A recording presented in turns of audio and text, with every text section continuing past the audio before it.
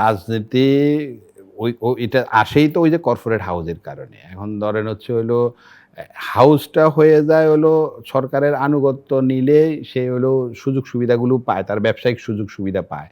এখানে যদি ওই কর্পোরেট কালচারটাই বন্ধ হয়ে যায়, মানে আমি হলো গণমাধ্যমে কোনো কর্পোরেট কালচারে থাকবে না। আমি হচ্ছে হলো আমাদের দেশে এই ধরেন আমরা যারা পত্রিকা চালাই, আমরা যদি কোথায় হলো সাংবাদিক নিয়োগের কথা বলি, তখন হলো ওই সাংবাদিকরাই দেখে এটা কোন কর্পোরেট হাউসের পত্রিকা।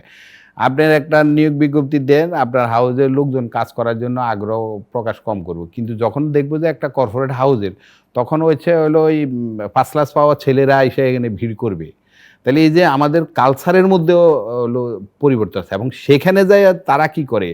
ওই হাউসের পক্ষে নিউজ করে, হাউসের পক্ষে ওকালতি, হাউসের পক্ষে প্রশ্ন করা, হাউস আবার সরকারের পক্ষে রাজনীতি প্রশ্ন, কারণ রাজনীতি ওখানে না থাকলে সেই তার সুবিধাগুলো পাচ্ছে না এবং সেটাই হলো করতেছে।